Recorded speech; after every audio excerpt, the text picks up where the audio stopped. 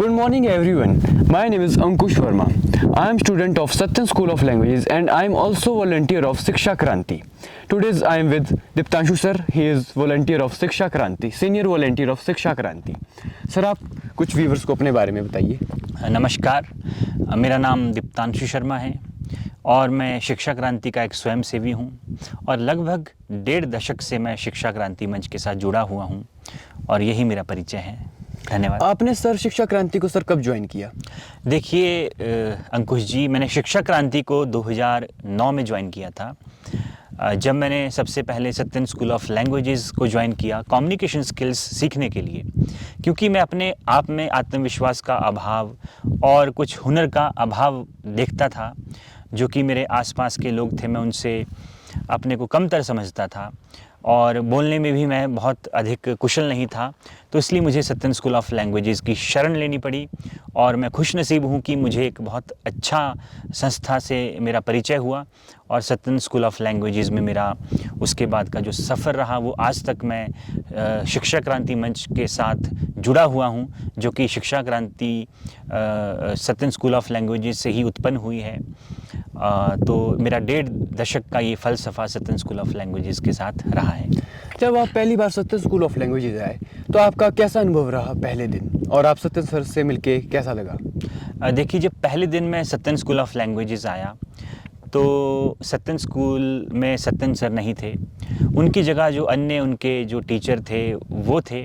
तो 2 दिनों तक मुझे उन्होंने पढ़ाया। तो तीसरे दिन जब सत्यन सर ने आना था, सत्यन सर कहीं बाहर गए हुए थे, तो मुझे टीचर्स ने इस तरह से बताया था कि जो सत्यन स्कूल ऑफ लैंग्वेजेस के संस्थापक हैं, जो मालिक हैं, वो एक बहुत बड़े पोइट हैं, कवि हैं और अभी वो कहीं वन में थे 2-4 दिनों से और अपनी कविताएं रच रहे थे। तो आज वो आ रहे हैं, एक बहुत बड़े आदमी हैं। तो जब सत्यन स्कूल में सत्यन सर आए और उन्होंने क्लास में प्रवेश किया तो जिस तरह का ऑरा सत्यन सर में था वो आज भी मैं याद करता हूँ। तो एक जैसे कि अद्भुत आदमी को देखकर आदमी हैरान होता है, तो वही हैरानी मेरे भीतर भी थी। तो सत्यन सर ने कुछ एक अपने द्वारा रची हुई कविताएं हमें सुनाई, तो उससे भी हम अभिभूत हो गए थे। और उसके बाद सर ने हमारी इंट्रोडक्शन ली और हमारे साथ वार्तालाप की, इंटरेक्शन किया। तो पहले ही दिन जब सत्यन सर से मैं मिला था तो एक बहुत अद्भुत मेरा अनुभव रहा था। आज तक मैं उस अनुभव को याद रखता हूँ क्योंकि वो स्मरणीय अनुभव रहा मेरे जीवन का। जब आप first time Satyan school of languages आए थे तो उस वक्त भी आपकी कम्युनिकेशन स्किल इतनी ही अच्छी थी? जी नहीं अंकुश जी, देखिए जो कम्युनिकेशन स्किल, जैसा कि मैंने कहा कि अपने भीतर में हुनर का अभाव जैसा महसूस करता था, तो मेरी कम्युनिकेशन स्किल बिल्कुल निम्न स्तर पर थी। मैं अपना परिचय भी एक आत्मविश्वास के साथ नहीं दे पाता था। तो ये धीरे धीरे मैं इवॉल्व हुआ सत्यन स्कूल ऑफ लैंग्वेजेस में। जैसे कि मैंने पूरा अपना पाठ्यक्रम पूरा किया, उसके बाद भी मैं शिक्षा क्रांति के साथ जुड़ा रहा। विभिन्न समाज सेवा से संबंधित कार्य हमने किए। देखिए 3 महीने का अगर क्रैश कोर्स कोई करता है अंग्रेजी सीखने का, स्किल सीखने का, तो मैं नहीं समझता कि 3 महीने में वो पूरे जीवन के अनुभव जो कि प्राप्त आदमी करता है पूरे जीवन काल में, वो अनुभव कोई 3 महीने में नहीं प्राप्त कर सकता। सीखना जो निरंतर प्रक्रिया है, जन्म से आदमी सीखता है, मृत्यु पर्यंत सीखता है।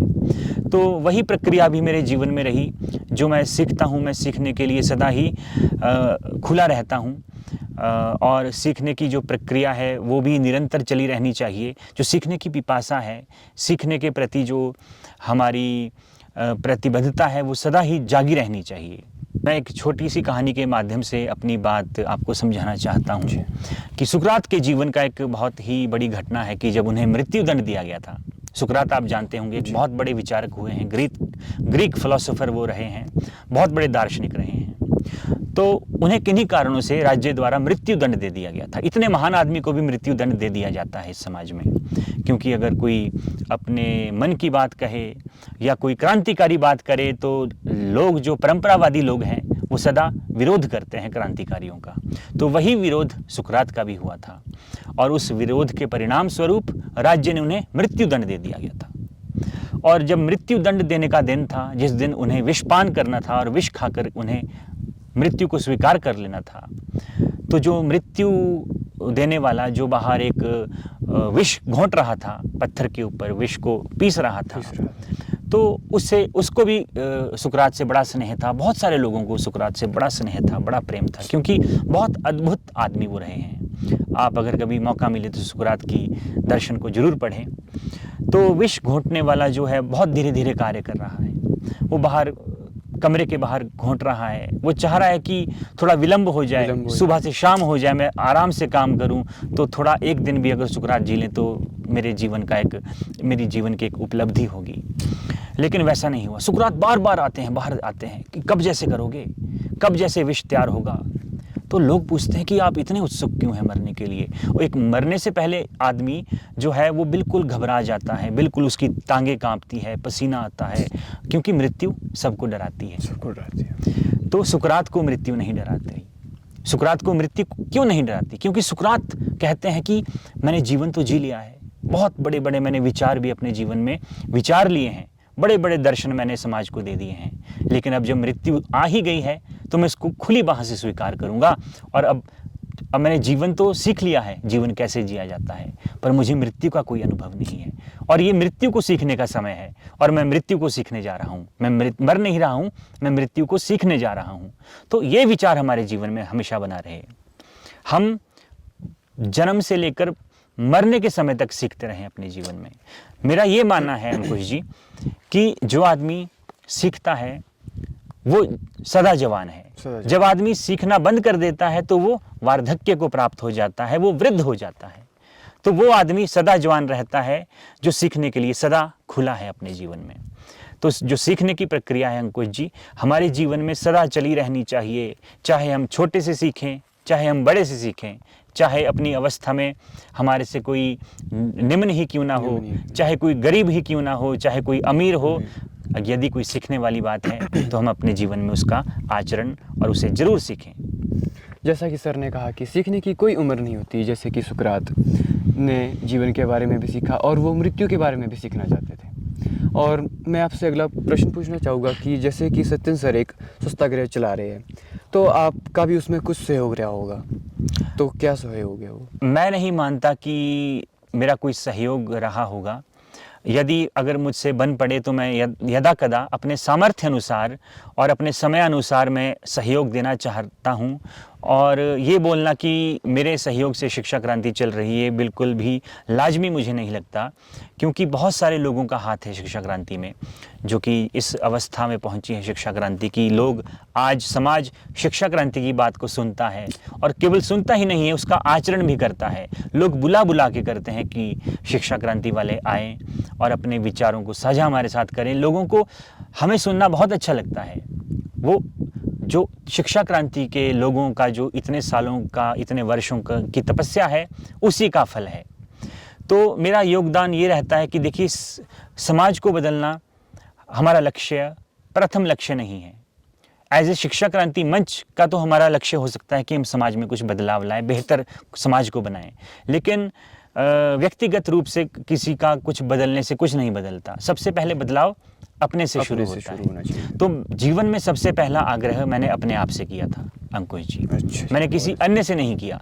मैंने खुद से ये आग्रह किया कि मेरे विचार स्वच्छ हो, मेरा कर्म स्वच्छ हो, मेरे आय के स्रोत स्वच्छ हो। तो मेरा ये आग्रह खुद से बना, और मैं कोशिश सदा करता हूँ कि मैं अपने जीवन में स्वच्छता और निर्मलता लाऊं, क्योंकि रामचरितमानस में भी तुलसीदास जी कहते हैं कि निर्मल मन जन सो मोहि पावा, मोहि कपट छल छिद्र न भावा। कि जो निर्मल मन का आदमी होता है वही भगवान को भी प्यारा होता है, और वही यथार्थ में मानव कहने योग्य भी है। क्योंकि आप देखते हैं पशु भी रहते हैं इस जीवन में, वो पशु कभी नहाते हैं, कभी नहीं नहाते। वर्षा हो जाए तो पशु नहा लेते हैं, लेकिन आदमी नहाता है, क्योंकि आदमी को भगवान ने विवेक दिया है। नहाता क्यों है? अपने तन को स्वच्छ करने के लिए। हम अपने तन को तो स्वच्छ कर लेते हैं, हमने कब अपनी वाणी को स्वच्छ किया? कब हमने अपने मन को स्वच्छ करने का सोचा? और कब हमने अपने आय के साधन को स्वच्छ करने का सोचा? आय के साधन पे मैं बहुत बल देता हूँ, क्योंकि आजकल हम देखते हैं कि लोग आय तो सभी की बढ़ी है, लेकिन आय के साधन क्या स्वच्छ हुए हैं, ये कोई नहीं सोचता। ये बहुत कम लोग सोचते हैं। अगर हम ये सोचने लगें तो हम इस समाज को, इस धरती को एक बहुत अच्छी जगह बना सकते हैं सभी के लिए जीने के लिए। जैसा कि आपने कहा कि आप शिक्षा क्रांति से 1.5 दशक से जुड़े हुए हैं, तो आपने इन बीच क्या क्या गतिविधियां की है? हमने देखिए अंकुश जी बहुत सारी गतिविधियां की हैं। वृक्षारोपण, हम पर्यावरण के लिए भी काम करते हैं क्योंकि पर्यावरण आज बहुत दूषित हो चुका है। स्वच्छता पर्यावरण में भी होनी चाहिए, स्वच्छता समाज में भी होनी चाहिए, स्वच्छता निजी जीवन में भी होनी चाहिए, स्वच्छता परिवार में भी होनी चाहिए, स्वच्छता संबंध में भी होनी चाहिए, स्वच्छता हर जगह होनी चाहिए। हम चाहते हैं कि स्वच्छता जो है हमारे संवैधानिक मूल्य बने, हमारा निसर्गिक मूल्य बने, हमारा प्राकृतिक मूल्य बने स्वच्छता। हम स्वच्छता को हर जगह लाना चाहते हैं, तो यही हमारा ध्येय रहता है। और स्वच्छता के बारे में जैसा कि आप पूछते हैं कि हमने क्या किया, ये पूछ सकते हैं कि क्या नहीं किया। हम स्वच्छता के लिए जो भी कुछ हमसे बन पड़ता है हम करते हैं, चाहे वो स्वच्छतागृह अभियान के रूप में हो, स्वच्छता अभियान के रूप में हो, चाहे वृक्षारोपण हो, चाहे लोगों से संवाद के रूप में हो, क्योंकि हम चाहते हैं कि हम संवाद से स्वच्छता लाएं। हम सांकेतिक रूप से तो स्वच्छता अभियान यदा कदा करते रहते हैं, लेकिन हम चाहते हैं कि लोग संवाद के माध्यम से स्वच्छता का आलिंगन करें और स्वच्छता को गले से लगाएं और स्वच्छता हमारे जीवन में हो, हमारे समाज में हो, हमारे देश में हो। आप किसी घटना या वाक्य के बारे में बताएं जो आप इस मंच से जुड़ी हुई हो या आपके लिए यादगार रही हो जिंदगी में। देखिए अंकुश जी, ऐसी तो बहुत सारी घटनाएं हैं जो कि यादगार हैं, लेकिन एक घटना का मैं विशेष रूप से उल्लेख करना चाहता हूँ। ग्लोबल एजुकेशन सेंसिटाइजेशन सोसाइटी है हमारी, उसके अंतर्गत एक पायलट प्रोजेक्ट शुरू हुआ था जिसमें हमें लोगों से वार्तालाप करनी थी। राह चलते हुए बाजार में लोगों से हमने वार्ता करनी थी। उस पायलट प्रोजेक्ट के कई उद्देश्य थे, बहुउद्देशीय वो प्रोजेक्ट था। एक तो हमारा सर्वे हो जाना था, दूसरा जो स्वच्छता गृह के कार्यकर्ता थे उनमें आत्मविश्वास की जागृति करना भी उसका दूसरा उद्देश्य था। तो हम नौजवान युवक बहुत सारे थे, तो हमें कुछ एक 5-5 पन्नों का एक पेज दे दिया था। 5 पेज मुझे दिए गए थे एक पन्ने का, जो कि हमें भरना था, लोगों से वार्ता करनी थी और उनसे पूछ के वो फार्म भरना था, उनके विचारों को हमें रिकॉर्ड करना था। लेकिन मुझ में आत्मविश्वास का घोर अभाव था उस समय और किसी से बात करने के लिए मेरी टांगें कांपती थी, मेरा कंठ सूखता था, पसीना आता था, डर लगता था लोगों से कि आगे से कैसी बात करेगा, कि मैं क्या उत्तर दूंगा, मेरे पास कोई उत्तर नहीं है। तो बाज़ार में हमें भेज दिया गया था, लेकिन मेरी हिम्मत नहीं हुई बाज़ार में किसी को रोकने की और किसी से बात करने की। तो अंततः जब उस पर्चों को वापस देने का समय आया तो मेरे पर्चे सारे के सारे खाली थे। तो मैं क्या करता, अब डूबता क्या ना करता। अब देखिए आत्मविश्वास की कमी कैसे आदमी को कई बार बेईमान भी बना देता है, उसकी सत्यनिष्ठा पर भी आँच आ जाती है। वो पन्ने मैंने खुद भरे, अपनी कल्पना के आधार पर मैंने नाम लिखे लोगों के, अजनबियों की, उनकी उम्र भी अपनी कल्पना से लिखी, कुछ स्त्री के नाम लिखे, कुछ पुरुषों के नाम लिखे, उनके विचार भी खुद ही लिख दिए और उनके हस्ताक्षर भी खुद ही कर दिए और वो सौंप दिए। तो देखिए आत्मविश्वास हमारे जीवन में कितना आवश्यक है। आत्मविश्वास सदा हमारे जीवन में होना चाहिए। ये तो मेरी अपनी बात है, लेकिन मैं बात करना चाहूँगा राष्ट्रपिता जिन्हें हम कहते हैं महात्मा गांधी की। जब वो वकालत की पढ़ाई विदेश में कर रहे थे, तो जब उनकी पढ़ाई पूरी हुई उसके अवसर पर उन्होंने एक रात्रि भोज दिया। उन्होंने अपने सभी मित्रों को बुलाया, रात्रि भोज था, सारे मित्र एकत्रित हुए, काफ़ी जमावड़ा लग गया था क्योंकि उनकी कक्षा में बहुत सारे लोग थे और भी उनके अन्य मित्र थे, तो सब आए। तो महात्मा गांधी चाह रहे थे कि अब जब इतना बड़ा मैं समारोह कर ही रहा हूं तो क्यों ना तो कुछ 2 शब्द बोल दिए जाएं।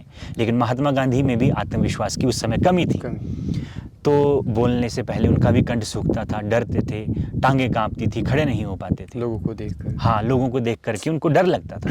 ये राष्ट्रपिता की बात मैं कर रहा हूँ, हम तो फिर भी साधारण से लोग हैं। तो क्या हुआ कि महात्मा गांधी बोलने से तो डरते थे, तो उन्होंने एक पन्ने पे अपने विचार उकेर दिए और उन्होंने चाहा कि जब समय आएगा तो मैं उनको पढ़ के सुना दूंगा।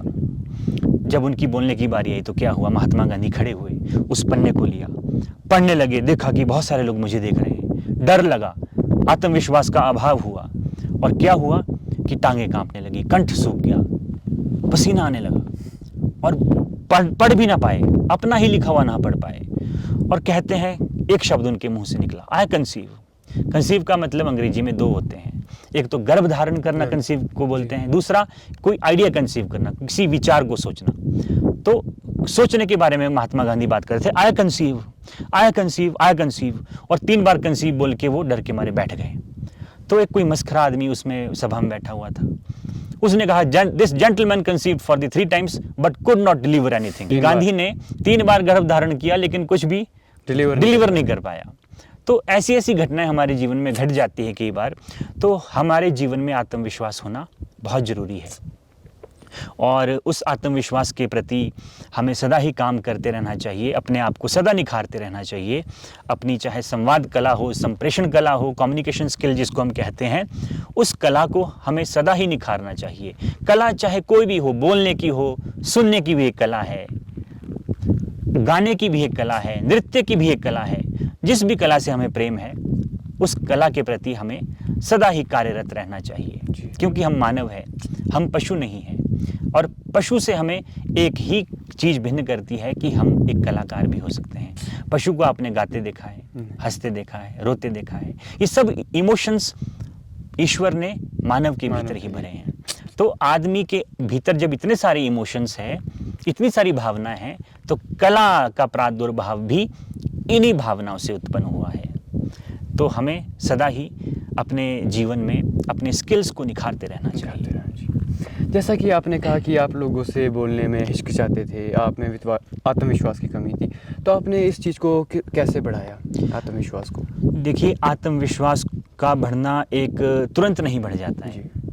जो सच्चा आत्मविश्वास है वो हमारे जीवन में धीरे धीरे बढ़ता है। कई बार हम अहंकारवश एकदम से अगर कह दे कि नहीं मेरे अंदर बहुत आत्मविश्वास है, तो वो भी कहना ठीक नहीं है। धीरे धीरे हमारे जीवन में आत्मविश्वास बढ़ता है। जैसे जैसे हम अपने जीवन में चीज़ों को, अनुभवों को ग्रहण करते हैं, हम अनुभवों से भर जाते हैं, ज्ञान से भर जाते हैं और विचारों से भर जाते हैं, वैसे वैसे हमारे जीवन में स्वतः ही आत्मविश्वास का प्रवेश होता रहता है।